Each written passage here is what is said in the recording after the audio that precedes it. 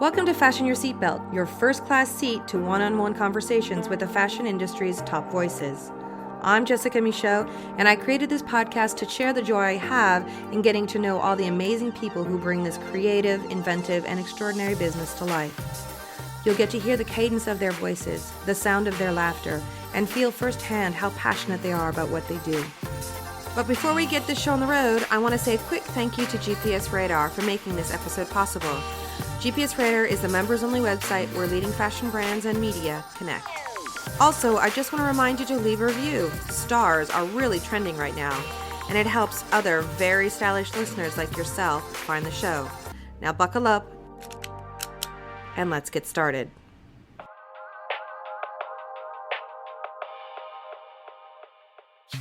I'll never forget the first time I met Roach. It was early 2018 at a Tommy Hilfiger show in Milan, where he just out of the blue came up to me to say how much he liked the 60-second fashion reviews I did on Instagram. I was instantly charmed by his warmth, his openness, and also his amazing outfit. And without knowing it at the time, I had been a fan of Law's as well, of his work over the years as the stylist for the actress Zendaya, and more recently the singer Ariana Grande, the Oscar winner Anne Hathaway, Tiffany Haddish, and Tom Holland. And I was most definitely impressed with the way he transformed Celine Dion into a new style icon almost overnight. For many who don't follow the inner workings of the fashion industry closely, or didn't spot him during his time as a judge on America's Next Top Model, their first true glimpse of Law was on the red carpet of the Met Gala this year, where he, quite literally, was Zendaya's fairy godfather, turning her dove gray, custom-made Tommy Hilfiger Cinderella gown with a wave of his wand into a bright blue lit confection. But that is what Law has been doing for years now, transforming his clients into the sartorial best version of themselves. Ever since he moved from Chicago, where he ran a vintage clothing store, to Los Angeles to follow his dreams to become a stylist, Law has been ingenious in the ways he's been able to get his clients noticed for all the right reasons. He's come up with some of the most original, eye-catching, and statement-making looks of the past decade. But more than that, he's also helped his clients connect with leading fashion brands and was key in brokering partnerships like Zendaya's with Tommy Hilfiger or Ariana Grande's with Givenchy. Now, after 10 years in the business, Law is looking for his next move. He is ready for his own transformation, and during our conversation over breakfast in the busy Royal Monceau Hotel in Paris, as he looked back over his career, it became crystal clear to me that this is a man who will not only make it because he's got talent, but because he also has such a big heart. First of all, thank you for doing this. Thank you. I know you had to get up a little bit earlier to get this in. So can you just take me back to the beginning and talk to me a little bit about your first connection to fashion? I think it's your grandmother who kind of introduced you? Yeah, my grandmother's both, actually. It was church, really. Really? You know, I want to say like kind of in the African-American community, I think church is your first kind of memory of like dressing up. You know, when I went to church with my grandma, it was mandatory. Like, you had church clothes. You know, you had the specific clothes that they bought just to wear to church, and you would get in trouble if you played in those clothes. So it was like, what it did was, I think, kind of taught me a respect for clothes, you know, and certain type of clothes. And just watching her get dressed every Sunday was just kind of like a thing to me. Would you help her get dressed? I just watch. Okay. You know, I really would watch. I mean, she would ask my opinion on things, and you know, I'm from Chicago, so things had to match. You know, it was very much the bags and shoes. Yes. So that was really great. And even to the day, like when I used to watch her do her makeup and hair and paint her nails and stuff like that, and my mom too. And even today, like, I'm so fascinated. I'll just transform into a little boy when I'm watching my clients get glammed. Mm-hmm. Like, I'll sometimes just sit on the floor and just watch it. I think being a woman is such an art form. And I'm kind of addicted to it, you know?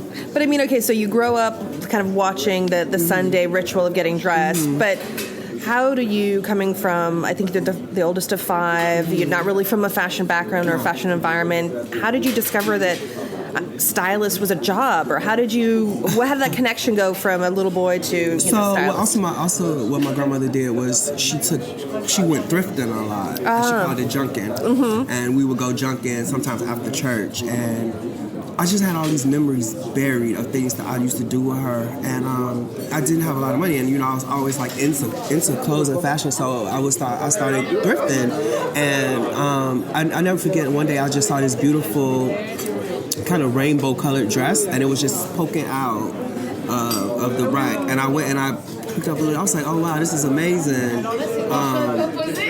I don't know, I just bought it. It was weird. I just like bought this dress. I thought it was so beautiful. It was like $4. I thought it was so beautiful. And then I would go back, and I would go find something for myself. And then I would also just always go through like the women's racks and just start going through the accessories, the bags. And I just started collecting these things that I thought were really cool. And one day, I'll never forget, I was at a club with some of my friends. I always hung with like the most beautiful, stylish women, and I remember opening the trunk of my car, and a lot of my thrift finds were in the car. And my friend was like, she saw this bag, and this was around the time when Girlfriends, Tracy Ellis Ross was in the bag. Yes. And Tracy Ellis Ross was carrying these like oversized clutches, and then she was like, "That's a Joan bag," like referencing Joan Clayton, Tracy's character. And she was like, "I want to buy this. Like, how much do you want for it?" And I was like, $40. I think I paid like $3 for it. And she was like, "Oh, I'm buying this right now." And she was like, "What else you got?" And so then one of my other friends, and they were like rummaging through my thrift finds, and she was like, "Just come to my house, this weekend and bring everything that you have, and I'll invite some people. We have drinks." So that's what it turned into, and that's kind of where my fashion career started. And I later, me and one of my friends, we opened up a vintage store in Chicago. Okay. Yeah, so really cool story. Kanye came in. Kanye came to your store? Kanye came to the vintage store, and it kind of made like a lot of news. It was on TMZ, and this is when he was dating Amber Rose, and he bought her a bunch of like cool sunglasses and whatever. And then when that happened, we started getting calls from stylists. Like from all over the world. It was really crazy, and it was like, "Oh, well, do you have something that looks like this, or do you have something like this?" And people would start. It became kind of a destination, and we did it really cool. I thought it was really cool. We tried to only have things in the store that kind of represented what were on the runways. So if it was like, I remember like purple was the color of the season. Right. So you would go out and like thrift that out and like basically pull the purple from around the Chicago area. Yeah, and it would be like certain silhouettes. So like we had saw like, I remember like when Balmain with Rihanna in the sleeve. The big shoulders. So we'll try to have things like that to kind of, we wanted to feel like high fashion. Then Kanye came, so stylist everywhere. So now I'm like, oh, okay, I want to be a stylist. Yeah. I'm like, I want to be a stylist. Like I knew what a stylist was, but I didn't have any like close direct to know that this was a job that you really can, make a good living from, and support yourself, and I like to always use the term live in abundance. And I didn't know that until that happened, and so. Then I'm very much a person who's like, speaking into existence. I start calling myself a stylist, and before you know it, like people fake it till you make it. Absolutely. Yeah. And people would, you introduce yourself like that. Then I started to get calls, and my customers was like, oh, she was in Chicago, she moved to LA. She was like, come to LA, let's plan clothes, bring a whole bunch of stuff. She's like, I want to introduce you to my niece. She's just got a Disney show. I was like, oh, cool, Yeah. And I went to visit her, and I never forget, I was at her house, and Zendaya walked in. And Zendaya has always, since the day I met her, she's always been that beautiful. She's always been that tall. She's 5'10", and she was 5'10" at 14. And I was just like, oh my God, who is this stunning girl? She's been a beanpole forever, that's true, Yeah, she's like, this is Zendaya. And I'll never forget, it was the day of Justin Bieber's Never Say Never premiere. And she was going to the premiere, and she needed something to wear. And my client at the time, she was like, oh, just take Law. Law's a stylist, Take Law. And we went shopping, and we've been together ever since. Well, so, this is one thing that you struggle with, is that you're a young stylist, but they're also younger. This is, changing a little bit now with social media, but if you're a younger artist, it's very hard to get a top-tier stylist. So, and how did you build a recognition for you? Because you've been with her since she was 14 then, right? So how do you well, I guess it's two questions. One, how do you help build her notoriety as because today she's one of the most sought after, most beautiful. I mean, she could walk every catwalk, every couture show, and if she wanted to. So she's evolved as a woman, and she's also, evolved, as her career has grown as well. Can you talk a little bit about how you're helping her nurture that and how that happened? I'll tell you what happened was, so I was very naive. Again, I didn't have formal training on being a stylist. I never assisted anyone. I never had the opportunity to be an intern. So I didn't have anybody to like teach me what it was. So I just knew that this girl had a show and that she was beautiful.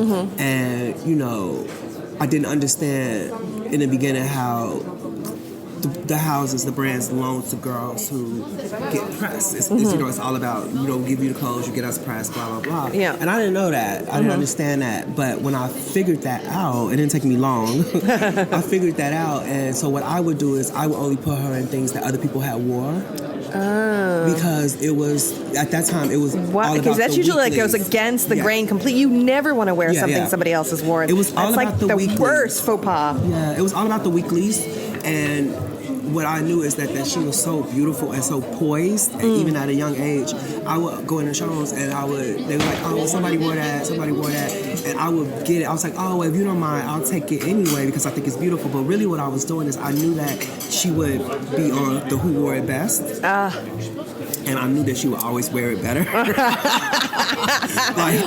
You're so devilish. Yeah, oh my God. And so what happened was, it worked. Like she started to be in the weeklies all the time, and then, for me, a big part back then when I first started was Fashion Police. Like Joan Rivers was like the, if you were on Fashion Police, like you had made it. Yeah. And so what happened was then Fashion Police started picking her up, and then after that, like Vogue.com and everything. So it worked. It was sneaky. You hustle. You figure things out, and so it worked. And then after a while, then she became.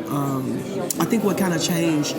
The moment that it really kind of changed, she was 16 and she went to the Grammys, and I also like had big fights with her publicist back then. I was like, she needs to go to these places, and they're like, well, why is she going to the Grammys? She doesn't have any music out, and I was like, fools. She's beautiful. Yeah, because she'll look good in any situation, and I'll make her look even better.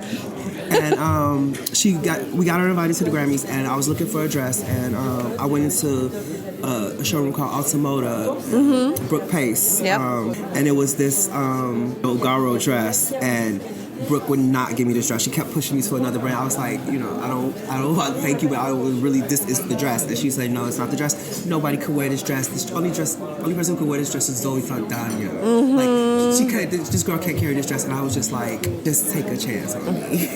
Trust me. Trust me. I was like, I promise I won't let you out. And she let me borrow the dress, and she wore that Ungaro dress, and she was like the best dress and everything. And there was so much press, And I think that's when, and I'll never forget this because this was when Fausto was there.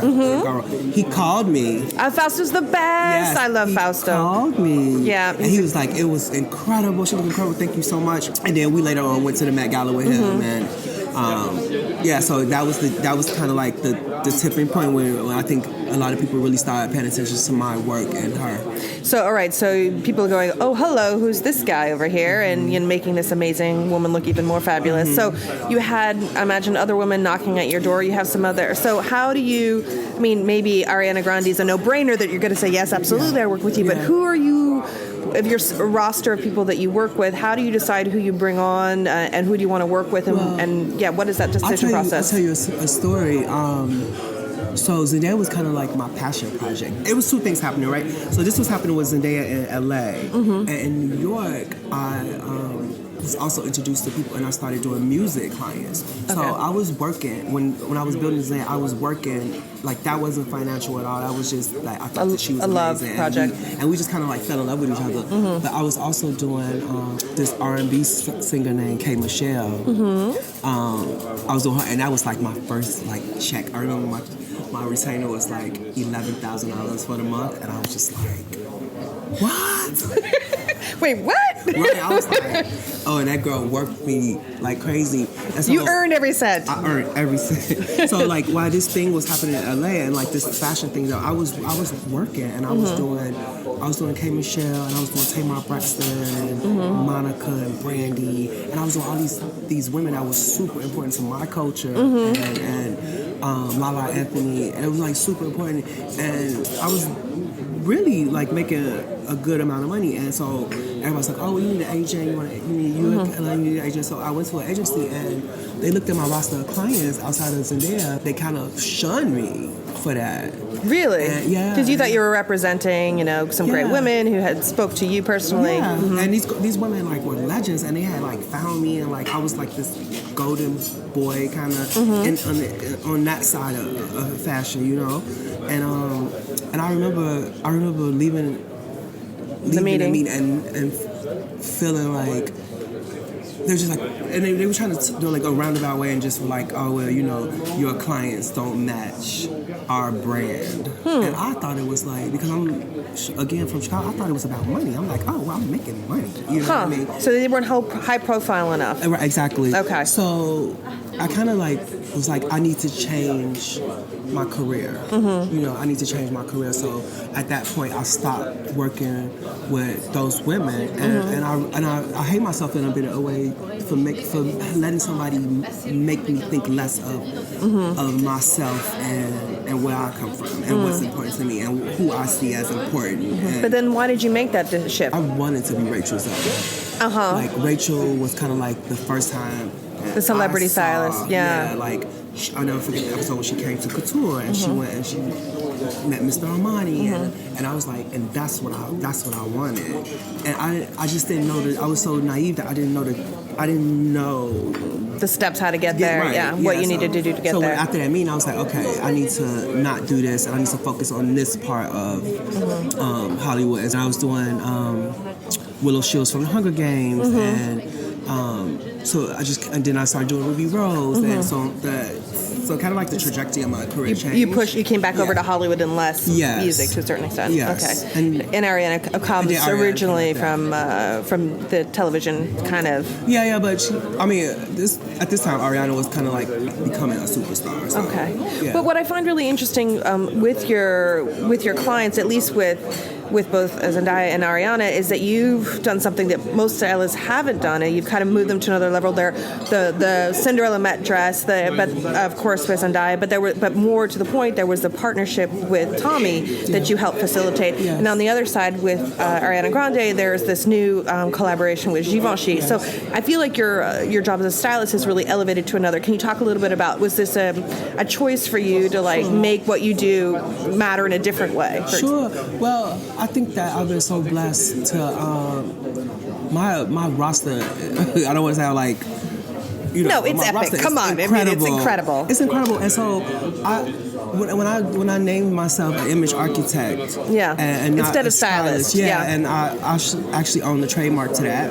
Good for you. Okay, it meant something to me. I always felt like I wanted to work with people who wanted to move in a certain direction, and I wanted to work with people who I felt like we needed each other, and I wanted to work with people who would kind of like let me devise this blueprint in a way, and I think the Zendaya, yes, but I also think what I did with Celine Dion was kind of like the biggest point of who I am as a stylist, because it was disruptive, with Celine. Like Celine walking up, Celine wearing Velma made no sense at the time. Celine wearing Off-White made no sense at the time. They were young street brands, and this was the Queen of Vegas, rhinestones and sequins, and for her to walk out that hotel in that my sweater, it just shook the world. And I think that was right at a point in social media where things were starting to go viral and all that stuff. But that whole thing with Celine was very planned out, not calculated in a way like, oh, she's gonna wear the sweater, she's gonna get all this press. It was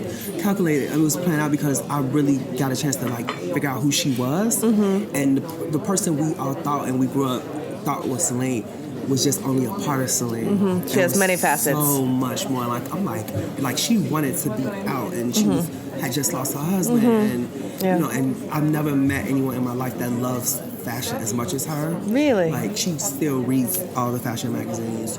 She buys couture. She buys all her clothes.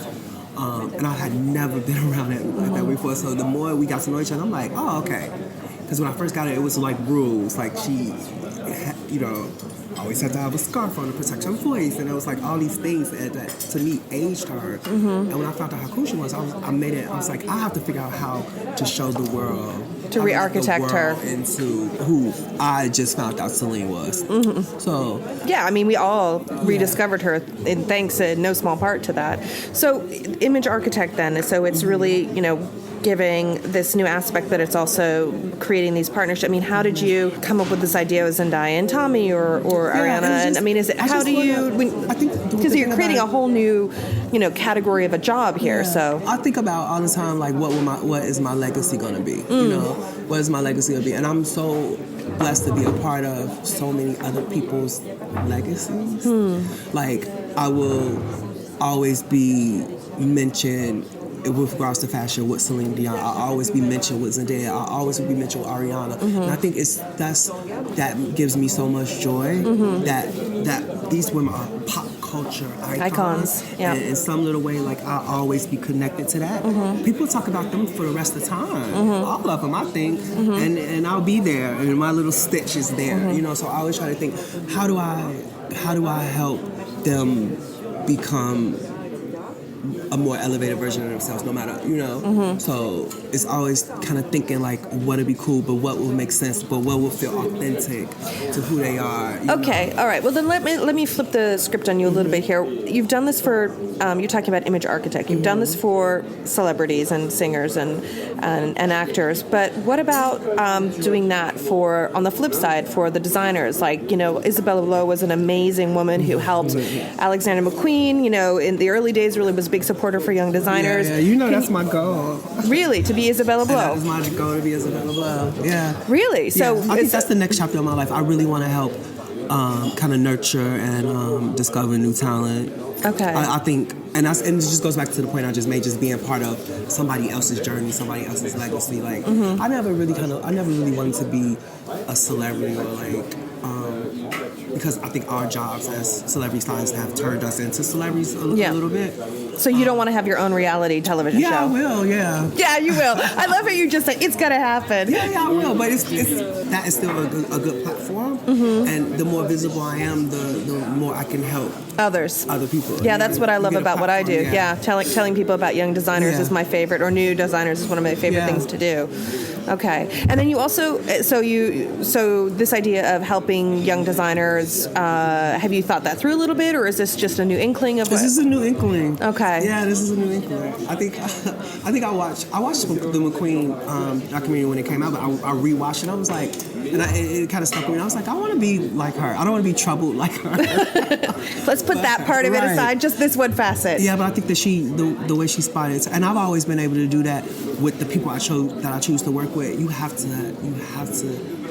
to have a tingle when I work with somebody. I have to really believe that there is star quality, and because that's what I'm attracted to. It's like, you know, I'm attracted to people with star quality, and it pulls the best out of me. So for me to work with, like, I worked with a lot of people, and sometimes it just didn't work because I just didn't feel anything, you know. And so I want to take that same type of, you know, tingle and move it towards.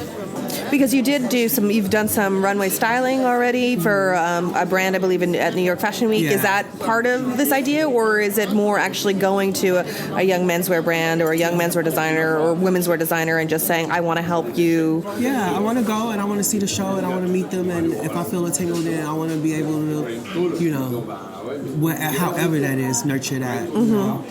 Do you, is anybody making you tingle right now? There's a lot of talent in Africa. Yes, very true. A lot of talent in Africa, and I've been following it. I'm going to Lagos, I think. For the next, I'd love to go as well. Yeah, the next Fashion Week in Lagos is supposed to be amazing. Yeah, Lagos. and I think I want to start there. So, not to be too blunt about it, but you are a black man working in an industry dominated by white women. You do have a lot of clients, at least at the beginning, who are women of color. Is that a conscious choice, or is it more just that we click better, or is it, because you also mentioned that you maybe want to focus on African designers, is that a conscious decision to kind of uplift those people around you? Okay. Absolutely. My biggest kind of like platform right now is just making sure that people look like me have a space to have the same opportunities I had. Because I created my own, and everybody, and not everybody's going to meet a Zendaya, or not everybody's going to have the initiative to do the things that I did to build my career. I want to, because exactly what you said is exactly right. Like, my part of the industry, celebrity styling in Hollywood, is dominated by white women. Oh, yeah. And I just want to make sure that I'm leaving room for people to come behind me and to be able to be at Paris Fashion Week and to sit at couture shows and to know the designers and to be invited to their homes. And, like, it's a fantasy, it's a dream. And I just want to make sure that I open it up so that other people get to live their dreams as well. Besides the designers in Africa, I mean, who do you think that right now, maybe who you aren't working with or designer, who are you really passionate about, or do you think is underestimated as a designer or an artist, or somebody you think who's got a lot of potential? Oh, on a small scale or big scale? Any scale you want. I can tell you who I've become a fan of. And it was so funny that it worked out this way. I've really become a fan of Claire Ajibanshi. Really? Yeah, I think... she took a minute to settle in there. And that's what we had dinner one night, and I told her, I'm like, you hit your soft spot. I mean, you hit that I forgot what season it was, but I was like, everybody was. I mean, 3 seasons in, 3 or 4 seasons in, she started to get there. All of a sudden it was like, ooh, okay, like she fell into her rhythm, and then when I met her. Isn't she just lovely? She's so sweet. She's just a real person. She is so sweet. And then the thing came around with Ariana, so it was like, it's almost like the universe, for me, the universe always like makes things happen exactly what it was, because I became a fan, and then we started to discuss the possibility of Ariana, and it was like, I would not have done it, or, spoke to Ariana about doing it if I hadn't become a fan of her work. Of course. It has to, like, everything I do has to, like, be authentic. I'm not doing anything because it's trendy or popular, and like, even if you see in my work, I tend to use the same designs. I'm very loyal to people who were generous to me and who believed in me and who gave me a chance. Who gave you a chance at the beginning? I mean, you had who were the designers that really believed in you and like gave you a chance at the beginning? Then it was you about the whole pay it forward. Yeah, it was pretty much like a lot of the smaller brands though. Like a lot of the independent. Well, smaller, more independent people were good to me. John Batista has always been great to me. Fausto was amazing in the beginning, and then I've always been a supporter of like Christian Siriano, and like it was those. And you'll see it over and over. Like, my clients wear those clothes. How do you?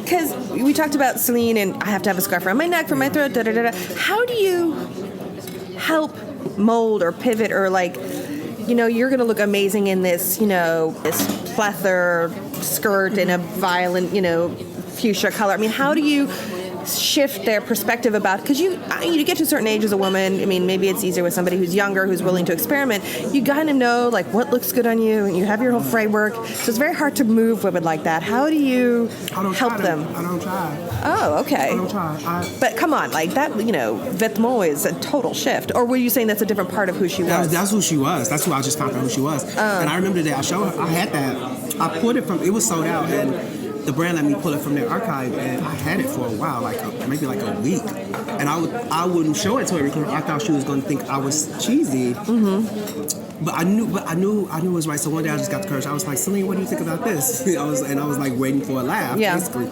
And she was like, no. She was like, that's amazing. This is the sweatshirt with the Titanic. Yeah. Yeah. And it was close to the 20th anniversary of Titanic. Smart. So it was like all these things that kind of just lined up. But everything you saw her do, like walking around in full couture or walking out, that is her. Okay. It's really her.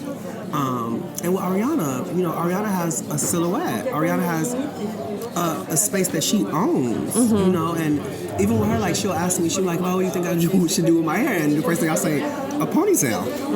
I don't want to go see Ariana Grande if their ponytail isn't there. It's its own thing. Yeah, you know, it's iconic. She owns an A-line skirt. She owns an over-the-knee boot. And if you notice, like, that's how she was. You know? Already. I never tried to change it. I only wanted to elevate it. You know, I was the A-line skirt. Building that and the foundation, boots to the be more architect. chic, to be more modern, to be more, you know, just another evolution of her. But it's always the same silhouette. Okay. It's always the same silhouette. I never tried to change that. And I think that's why she loves and respects me and I've been around so long, is because I've never tried to change her. Ever. Okay. You know, because she owns it. And I think, and it goes back to the statement I made about being iconic and a legacy. You could put Ariana Grande behind a screen and backlight it. And as soon as it comes up, the whole world will know it's Ariana Well, that's Grande. what you did with Givenchy almost. It was just, you know, the ponytail, right? So, touchy subject. Not all of your clients stay with you. So I know that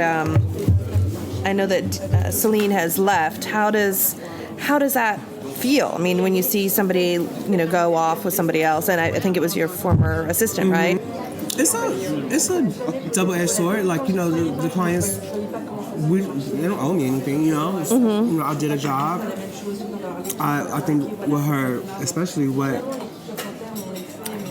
we created, I think is part of fashion history now. Agreed. You know, I always have that, and sometimes you need a break. Like Zendaya's Zendaya's never had another stylist. I've been the only stylist since the beginning of her career. But even Ariana,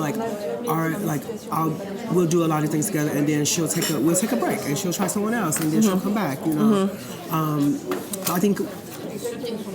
I think it's also, for me, it's not about the way I make my clients look. It's about the way I make them feel.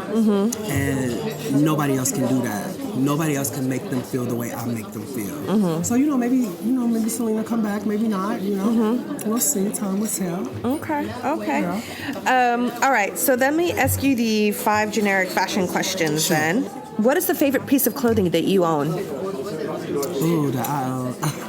I know, it's going to take maybe all day. But I do have. Okay, so it's a pair of boots. I have these runway boots from Velma, and they were like they're men's boots, but they're over the knee leather boots, and I don't know.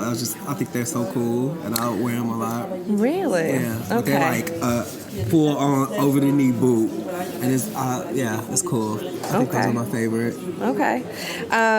What piece of clothing should every woman really invest in? Like, maybe you're not making a lot of money, but you want to buy that one really well made, or that one really, does that one designer thing. What would you suggest that be? I think that every woman needs and deserves a great handbag. Who is your favorite fashion designer, living or dead? This is the funny thing about me. I don't really have favorites. I don't have a favorite. People ask me all the time, I don't have a favorite designer. I'm all about the tingle. So it could be anybody for me at the time. It's just, I just like to be excited. I like a look, I like things that will be remembered, You like iconic pieces, no matter what designer it might be. Yeah, no matter who it is. Very smart image architect answer. Thank you. What trend will you never follow? The naked dress. The naked dress. Yes. Why not? I hate it. What is? I mean, honey, Rihanna looked amazing in her naked dress. So yeah, it's just like I just. It's not that I'm modest at all. It's just like I just never found it beautiful. Like I never found it beautiful. And it's so funny. I also get upset at designers when they show a dress and it's not lined. And I'm trying to figure out why they do that. It's like because when we get it from you, like we have to line the dress. So just line the fucking dress. Like I just don't. Nobody's gonna wear it without the lining. I don't think seeing like underwear and like boobs. Oh shit. I don't think seeing underwear and boobs are like sexy. Okay. All right. So underwear as underwear, not outerwear. Right. Okay. And then last question, what do you love most about fashion? What I love most about fashion is that you can be whoever you want to be. And I love that we love characters. And I feel like it's a place where you can truly be whoever you want and not be judged by it, but celebrate it. Yeah. That is a very wonderful message to leave this on. Thank you so much for taking the time. We've been trying for like 6 months. Don't want to miss an episode of Fashion Your Seatbelt? No problem. Just go to iTunes or wherever you download your podcasts and click on the subscribe button. Then every new episode will drop into your feed automatically. No fuss, no muss. Fashion Your Seatbelt is made possible thanks to the wonderful people at Launchmetrics, the software company that is powering the fashion industry, and GPS Radar, the members-only website where leading fashion brands and media connect in style. I am a member of GPS Radar, and I can tell you, as a journalist, it has made my work life run much more smoothly. Believe me, I know. I'm Jessica Michaud.